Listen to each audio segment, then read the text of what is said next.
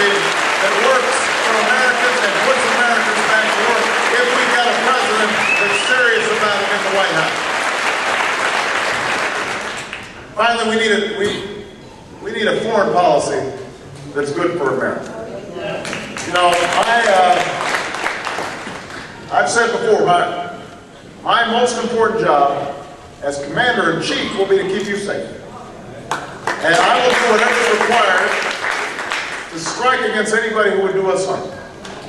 But keeping us safe means maintaining a strong military, and that means training our troops properly, and equipping them properly, and putting them on proper rotations, and taking care of their families back home, and taking care of them when they come home. No more homeless veterans, begging for disability payments, waiting for hours in line at the VA, fully fund our Veterans Administration.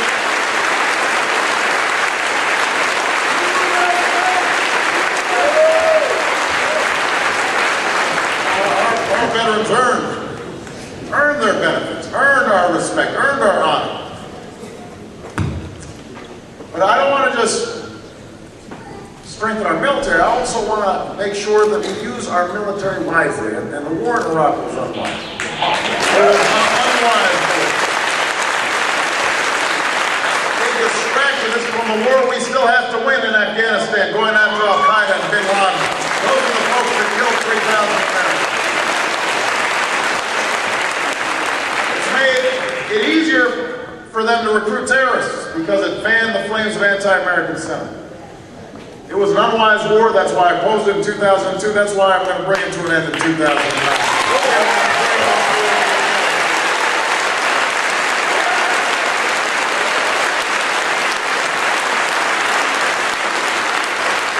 And we'll do it carefully. We're going to bring out 1 to 2 brigades per month. It's not going to be immediate. It'll take about 16 months to get our troops out. But we got to put pressure on the Iraqis to stand up. And I don't want to just end the war. I want to end the mindset that got us in the war. I want to stop using 9/11 as a way to stir up votes. I want to use it as a way to bring America together.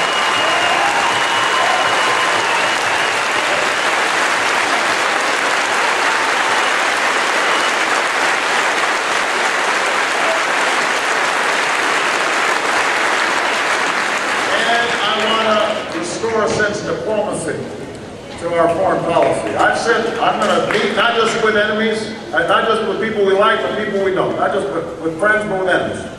And some people, Senator Clinton, John McCain, they said, oh, you can't do that. I said, watch me. I will. Because I remember what John F. Kennedy said. He said, never negotiate out of fear, but never fear to negotiate. That's what strong presidents and strong countries do. They talk to their adversaries. Tell them where America stands. That's what Reagan did with Gorbachev. That's what Nixon did with Mao. Kennedy with Khrushchev. You know, we talk to other countries, and that's how we lead. We'll lead on going after terrorists, but we will also lead on helping poor countries deal with HIV/AIDS. We'll also lead in locking down loose nuclear weapons and reducing our nuclear stockpiles. We should lead on civil liberties and civil rights. We're going to close Guantanamo, restore habeas corpus, and respect our Constitution. That's one of the reasons I'm running for president. Because I taught the Constitution will respect and will obey the Constitution of the United States of America.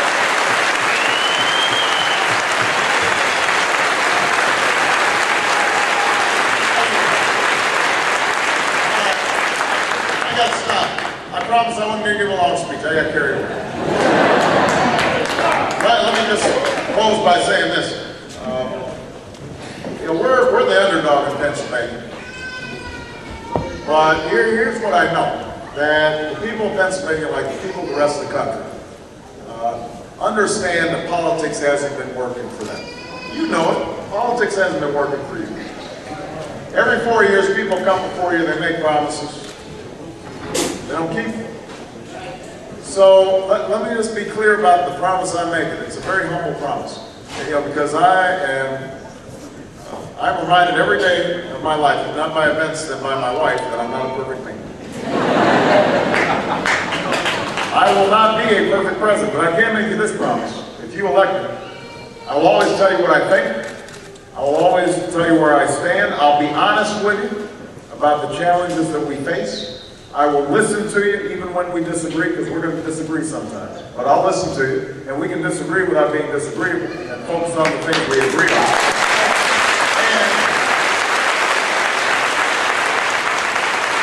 And most importantly, I will wake up in the White House every single day, not thinking about how to keep myself in office. I'll be spending time thinking about how to make your life better. Your children's lives and your grandchildren's lives better. I will carry your voices, your hopes, and dreams with me when I go into that White House. Give me that chance on April 22nd. We will just win Pennsylvania. We'll win this nomination. We'll win the general election. We'll change this country. We'll change the world. Thank you, everybody. Thank you.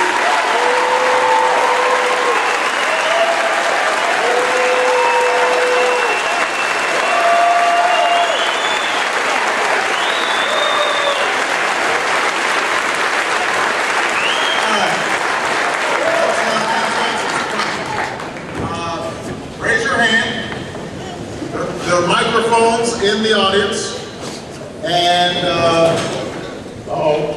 everybody okay? All right? I'll love you back.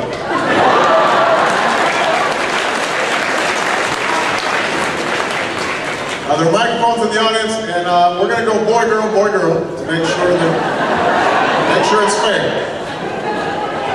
Oh, you qualify. You qualify. All right, young lady right there.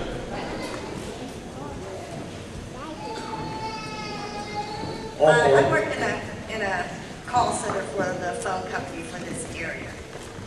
And recently, we lost about 200 or more people because the phone company has shipped our work overseas to India and to the Philippines. And anyone who uses Verizon knows if you need to call your local business office, you never get an English-speaking person. Then you want to bring the jobs back. And I believe this is a part of NAFTA, the reason for this. What are your short-term plans for bringing our jobs back? Well, let me say this. First of all, NAFTA is actually not responsible for jobs being shipped to India on call centers, because NAFTA just had to do with Mexico and Canada. I mean, what's happened is that you've got much lower wages in India, and with technology now, you can locate some jobs anywhere, as long as it's got an internet connection. So we've got this global economy that we're now going to have to compete in. And remember I said every 4 years people come before you and make promises they can't keep? I don't want to make a promise that I can bring back every job that's left to Johnstown. That's just not true. Some of those jobs aren't going to come back.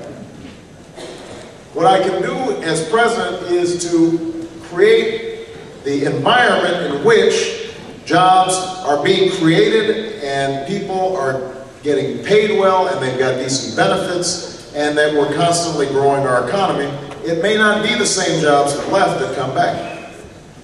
So the things that I've talked about, number one, is we've got to have a first-class education system in this country, and we have to have a first-class education system here in Johnstown.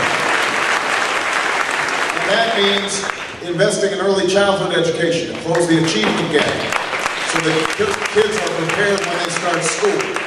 It means I won't just talk about how great teachers are, I'm going to reward them for their greatness by giving them higher salaries and giving them more support, more professional development to improve.